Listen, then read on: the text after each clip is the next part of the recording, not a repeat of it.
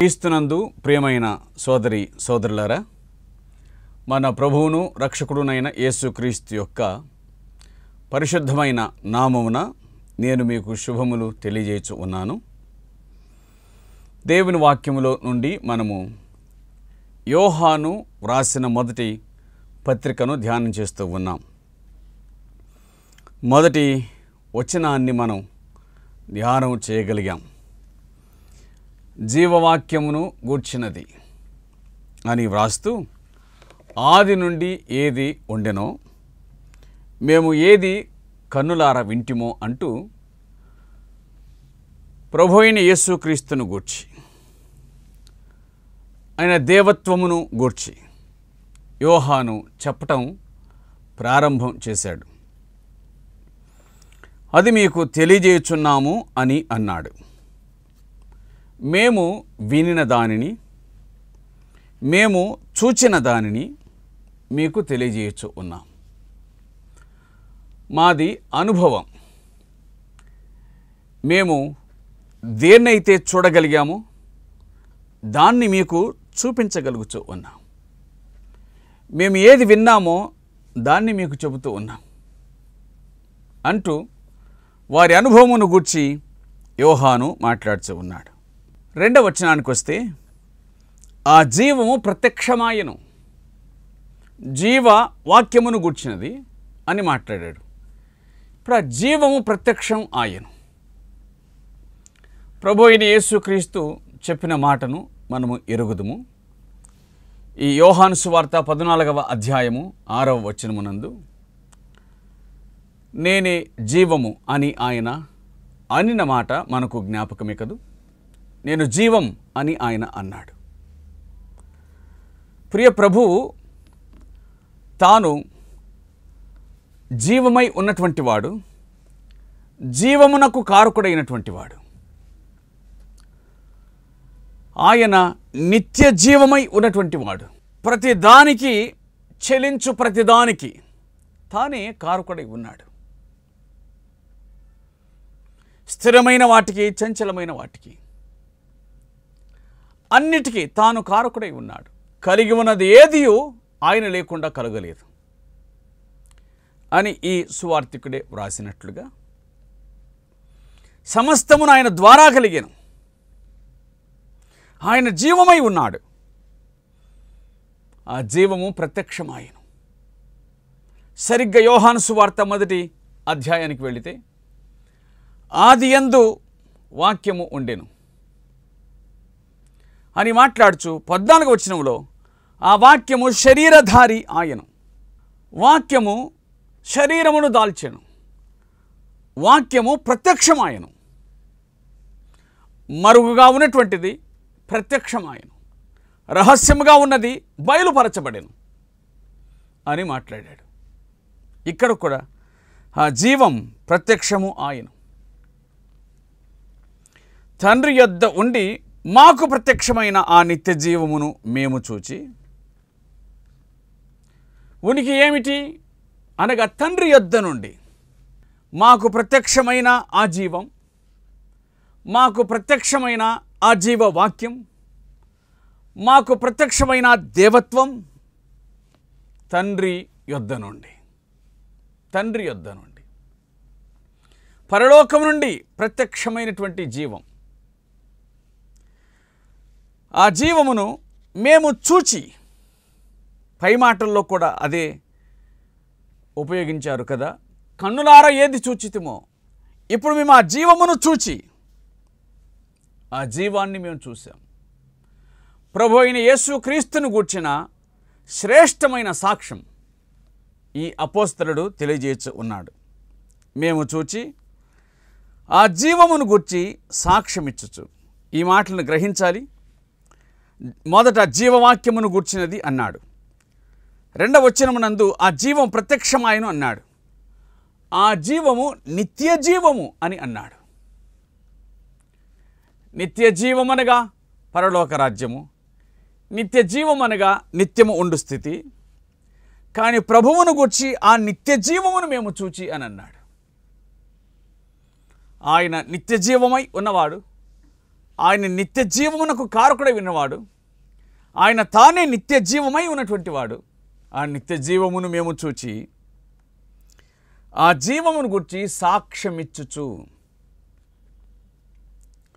చూచిన వాటికి సాక్ష్యమిచ్చువాడు సాక్షి.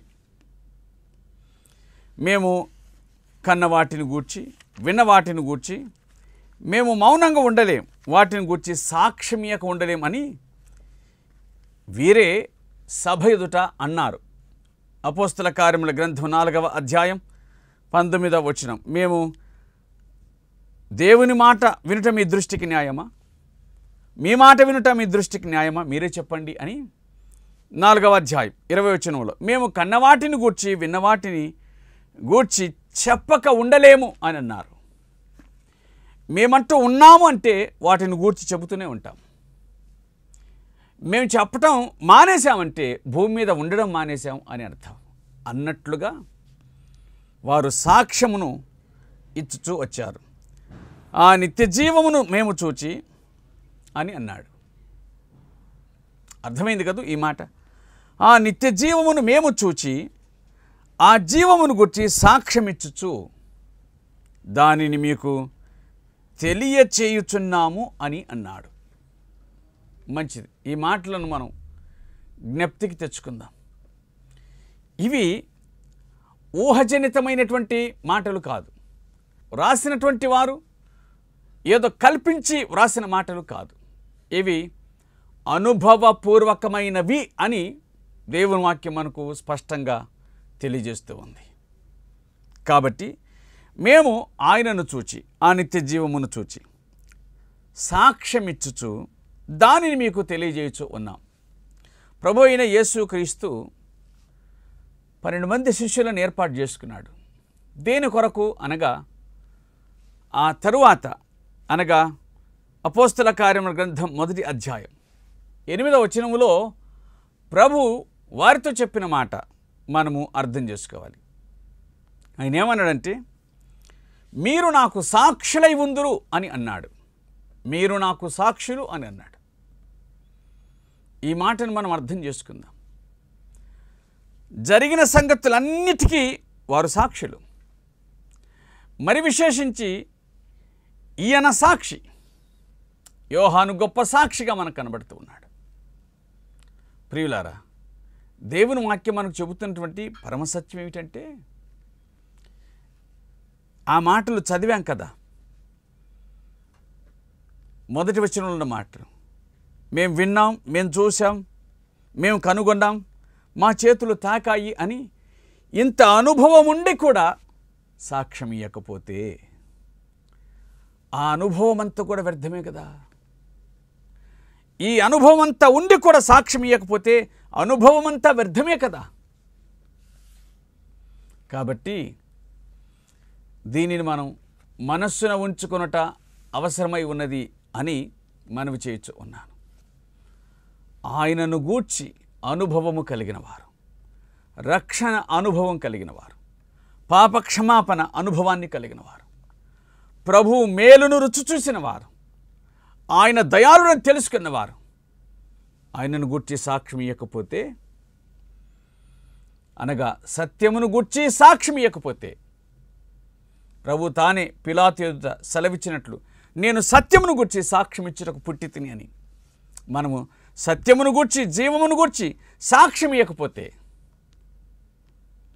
మన అనుభవము వ్యర్థమవుతుందనే సంగతిని జ్ఞాపకం చేసుకుందాం. గనుక ప్రియులరా, వారు సాక్ష్యం ఇచ్చారు.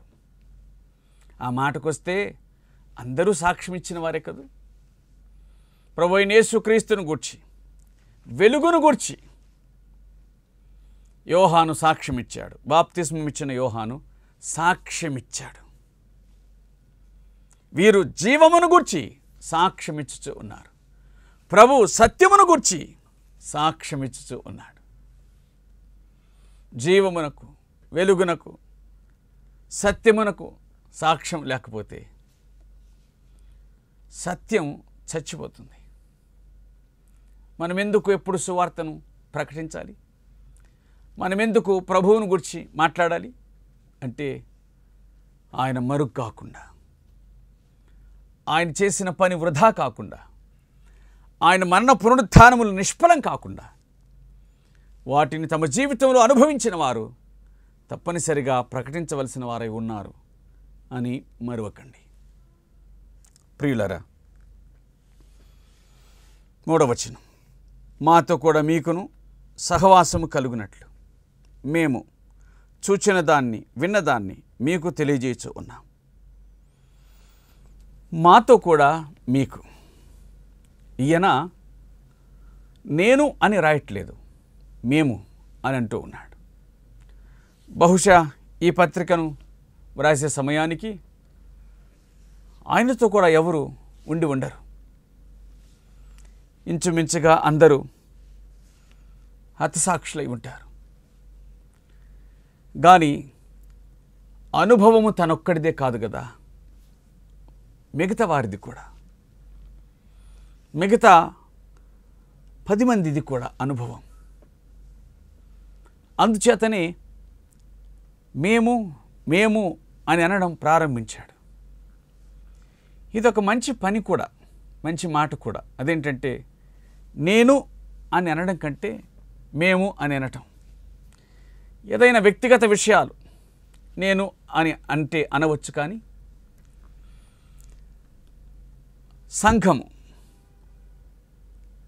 భక్తి సంబంధమైన విషయాలు మనమంతా కలిసి ఆయన పనిలో ఉన్నప్పుడు మనం మేము అని సంబోధించుట అది మంచిది.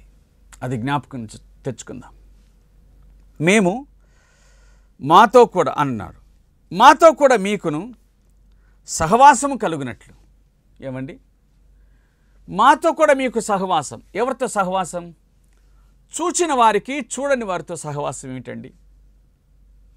కానీ చూచిన వారు చూడని వారికి సాక్ష్యం ఇస్తారే, అప్పుడు చూడని వారు చూచిన వారితో ఏకీభవిస్తారు, అనగా మనసులు కలుస్తాయి. సహవాసము చేయాలి అంటే మనసులు కలవాలి కదూ. మనసులు కలవకపోతే సహవాసం ఎట్లవుతుంది? మనసులు కలిస్తే సంసారం అవుతుంది, మనసులు కలిస్తే స్నేహం అవుతుంది, మనసులు కలిస్తే భక్తి అవుతుంది. మన మనస్సు దేవుని మనస్సు కలిస్తే భక్తి అవుతుంది. భార్యాభర్తల మనస్సులు కలిస్తే సంసారం అవుతుంది. ఇద్దరు వ్యక్తుల మనస్సులు కలిస్తే స్నేహం అవుతుంది. కనుక ఇది సహవాసం. తెలిసిన వారు తెలియని వారికి చెప్పుట, తెలియని వారు తెలిసిన వారితో ఏకీభవించుట, అది సహవాసం. మాతో కూడా మీకును సహవాసము కలుగునట్లు మేము చూచిన దాన్ని విన్నదాన్ని మీకు తెలియజేయుచున్నాము. మేము ఈ సంగతులను మీకు తెలియజేస్తూ ఉన్నాం. ఏమిటా సంగతులు అని అనగా, ఈ సంగతులన్నీ కూడా మాకై మేము చూచిన సంగతులు, ఇవి మీకు తెలియజేస్తూ ఉన్నాం. ఆయన అన్ని తరాలకు కనిపించాడు కదా. మనల్ని గూర్చి మన తర్వాతి తరం వారు చెప్పుకోవాలంటే ఆ తరమందు మనం బ్రతికి ఉండం, భౌతికంగా ఉండం. మన తరపు వారితో మాత్రమే మనం భౌతికంగా ఉండగలుగుతాం. మన తరము దాటిన తర్వాత మనల్ని గూర్చి వింటారు, కానీ మనల్ని చూడరు కదా. అలాగే ప్రభు తన శిష్యులతో ఆయన కలిసి ఉన్నాడు. ఆ తదుపరి 3.5 సంవత్సరాల తరువాత ఆయన సిలువ వేయబడి పరలోకమునకు ఆరోహణమయ్యాడు. వారిని సాక్షులుగా భూమి మీదకి పంపించినాడు. ఆయన అందరి విషయాల్లో అందరికీ భౌతికంగా కనిపించేవాడు కాదు. ఆయన సత్యమై ఉన్నవాడు, జీవమై ఉన్నవాడు. కాబట్టి ఆయన తనను గూర్చి తనను విశ్వసించిన వారి ద్వారా ఇతరులకు సాక్ష్యాన్ని వినిపింపచేస్తాడు. తనను చూచిన వారి ద్వారా, తనను విశ్వసించిన వారి ద్వారా ఇతరులకు సాక్ష్యాన్ని అందించాడు.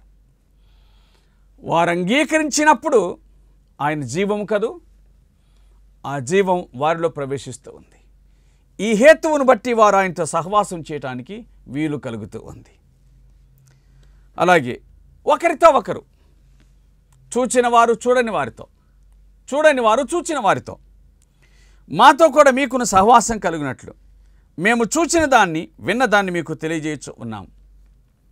ఇది సాక్ష్యం అనగా మన సహవాసం అయితే తండ్రితో కూడాను ఆయన కుమారుడైన యేసుక్రీస్తుతో కూడాను ఉన్నది. మన సహవాసం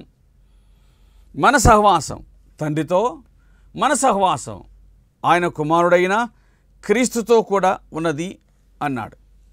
కొరింథీయులకు పౌలు వ్రాసిన మొదటి పత్రిక 1వ అధ్యాయం 9వ వచనాన్ని చదివితే, మన ప్రభువైన యేసుక్రీస్తు అను తన కుమారుని సహవాసమునకు మిమ్మల్ని పిలిచిన దేవుడు నమ్మదగినవాడు. మన సహవాసం ప్రభువైన యేసుక్రీస్తుతో కూడాను తండ్రితో కూడాను ఉన్నది.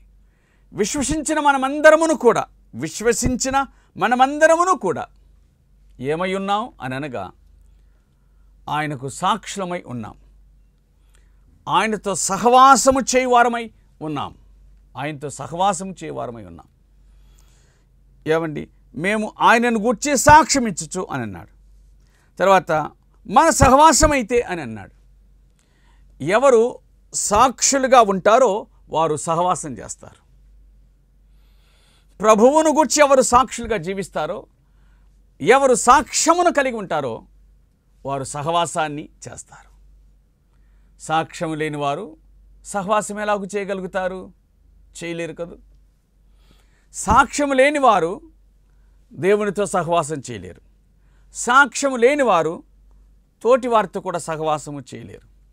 అంటే సాక్ష్యం లేని వారు అని అనగా ఒక మాట ఇలాగున చెప్పాలి, మనసు చెడిన వారు అని అనాలి. మనసు చెడిన వారు ఎవరితో సహవాసం చేస్తారు? ఒక చిన్న మాట మనం ఎరుగుదాం కదూ. అదేమిటంటే, నాకు మనసు బాగలేదండి అని అంటారు. నాకు మనసు బాగలేదు. మనసు బాగలేని వారు ఎవరితో మాట్లాడరు. మనసు బాగలేని వారు భోజనం చేయరు. మనసు బాగలేని వారు మౌనంగా ఉంటారు, మాట్లాడరు. అర్థమైంది కదూ.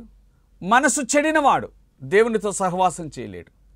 మనసు చెడినవాడు దేవుని బిడ్డలతో సహవాసము చేయలేడు. అందుకేనండి సాక్ష్యము అంటే చాలా ముఖ్యమైంది. సాక్ష్య జీవితం అంటే చాలా ముఖ్యమైంది. ఒకడు సాక్షిగా జీవించుచు తన మనస్సును కాపాడుకొనుచు ఉన్నంతకాలం దేవునితో సహవాసం చేయటానికి ఏ లోపం ఉండదు, ఏ ఆటంకం ఉండదు. చాలా ఫ్రీగా, సులువుగా సహవాసం చేయగలుగుతాడు దేవునితో. మనసు చెడినప్పుడు మాత్రమే దేవునితో సహవాసాన్ని పోగొట్టుకుంటాడు. మన సహవాసమైతే తండ్రితో కూడాను ఆయన కుమారుడైన యేసుక్రీస్తుతో కూడాను ఉన్నది. ఎందుకంటే మన మనస్సులు కలిశాయి కాబట్టి మనం సహవాసం చేస్తూ ఉన్నాం.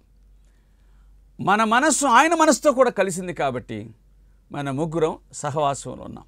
మీరు, మేము, ఆయన. మన సహవాసం అయితే తండ్రితో కూడాను ఆయన కుమారుడైన యేసుక్రీస్తుతో కూడాను. అంటే మన సహవాసము దైవముతో అని దేవుని వాక్యం గుర్తు చేస్తూ ఉంది. మనం భూమి మీద ఉండి ఆయనతో సహవాసము చేయగలమా? మనము భూమి మీద ఉండి ఆయనతో సహవాసము చేయగలమా అంటే దైవ గ్రంథం చాలా గట్టిగా మాట్లాడుతూ చేయగలమండి అని చెబుతుంది. మనం ఆయనతో సహవాసం చేయగలం, అది సాధ్యమే అనేటువంటి విషయము దేవుని వాక్యం మనకు జ్ఞాపకం చేస్తుంది. మనం ఆయనతో సహవాసము చెయ్యగలము. ఎప్పుడు సహవాసము చెయ్యాలి అని అంటే మనసు ఏకం కావాలని చెప్పుకుంటున్నాం కదా. ఒక పాపాత్ముడు పరిశుద్ధంతో సహవాసం చేయలేడు. ఒక దుర్మార్గుడు సన్మార్గంతో సహవాసం చేయలేడు. అది సాధ్యం కాదు. మరి ఒక పాపి పరిశుద్ధునితో సహవాసం చేయాలంటే పాపమును విడిచిపెట్టాలి, దాని మీద విముఖత కలగాలి, పరిశుద్ధునితో స్నేహవాంఛ కలగాలి, పాపం విషయమై చింత కలగాలి. కాబట్టి యేసుక్రీస్తునందు విశ్వాసముంచుట అంటే అర్థం ఏంటంటే పాపమునకు సమాప్తి పలుకుట, గత జీవితానికి సమాప్తి పలుకుట, ప్రభువును తన హృదయమందు ప్రతిష్ఠించుకొనుట. దేవా, ఇక మీదట నేను నీ మాటే వింటాను అని తనను తాను ప్రభువునకు అప్పగించుకొనుట, అర్పించుకొనుట. తన పాపం విషయమై చింతపడి పాప క్షమాపణ పొంది పరిశుద్ధతను కలిగి ఉండుటకు ప్రభువునకు అప్పగించుకొనుట. అప్పుడు దేవుని వాక్యం చెబుతున్న మాట ప్రకారంగా ఎవడైనా క్రీస్తునందున్నెడల వాడు నూతన సృష్టి, పాతవి గతించెను క్రొత్తవాయును అన్నట్లు పాపక్షమాపణ పొందితేనే ప్రభువుతో మనం సహవాసము చేయగలం. మనం ఎప్పుడైతే ఆయనతో సహవాసము చేయగలమో ఆయన తండ్రితో సహవాసము చేయుటకు వీలు కలుగుతూ ఉంది. ఆ మాటనే ఈ శిష్యుడు రాశాడు. మన సంతోషము పరిపూర్ణమవుటకై మేము ఈ సంగతులను వ్రాయుచున్నాము అన్నాడు. మన సంతోషము పరిపూర్ణమవుటకై ఎలాగున? మనము కేవలము మనుషులతో మాత్రమే సహవాసం చేస్తున్నాము అని భావించుకుంటున్నట్లు, పాపక్షమాపణ పొందిన మన సహవాసము దేవునితోనే అని సంతోషించగలుగునట్లుగా ఈ సంగతులన్నీ కూడా వ్రాయబడ్డాయి. మీ సంతోషము మన సంతోషం పరిపూర్ణమగుటకై మేము ఈ సంగతులను వ్రాయుచున్నాం. ఈయన భక్త కోటికి జనరల్ లెటర్, అందరికీ వ్రాసినటువంటి ఉత్తరం. పేతురు చెదిరి ఉన్న వారికి, చెదిరిపోయిన వారందరికీ వ్రాసినటువంటి ఒక ఉత్తరం. ఇది ప్రత్యేకంగా ప్రలాని వారికి అని చెప్పలేదు కాబట్టి అందరికీ వ్రాసినటువంటి ఉత్తరం. దేవునితో సహవాసం కలిగి ఉండాలంటే ఆయనకు నీకు అడ్డు వచ్చేటువంటి సమస్యలను తొలగించుకోవాలి. ఆ తొలగించుకోవాలని ఆశ ఉండాలి. అలాంటి ఆశను కలిగి పాప క్షమాపణ పొంది ప్రభువైన యేసుక్రీస్తు రక్తం చేత శుద్ధీకరించబడి ఆయనతో సహవాసాన్ని కలిగి ఉండాలని దేవుని పేరట మనవి చేయుచు ఉన్నాను. ప్రభు ఈ మాటలను మన వినికిడిలో దీవించునుగాక. ఆమేన్. ప్రార్థన చేద్దాం. సర్వకృపానిధియు మిక్కిలి కనికరమును అత్యంత దయ జాలి కలిగిన పరలోకమందున్న ప్రియమైన మా తండ్రి, నీ పరిశుద్ధమైన నామమునకు మా హృదయపూర్వకమైన కృతజ్ఞతాస్తుతులను మేము చెల్లించుకొనుచు ఉన్నాం. మేము మా జీవం ఏపాటి వారం, మేమింతలో కనిపించేంతలో మాయమైపోయే నీటి ఆవిరితో సమానమైనటువంటి వారం. మా జీవితాలను కాపాడారు, మీకు స్తోత్రాలు. ఈ దినం మాకు ఇచ్చిన వర్తమానం కొరకు మీకు స్తోత్రాలు. తండ్రి, వినుచున్న వారిని దర్శించండి, మీ వాక్యమును సరిగా అర్థం చేసుకోవడానికి కావలసిన సహాయం దయచేయమని వేడుకుంటూ యేసుక్రీస్తు ప్రభు యొక్క పరిశుద్ధమైన నామమున ప్రార్థించుచున్నాము తండ్రి. ఆమేన్.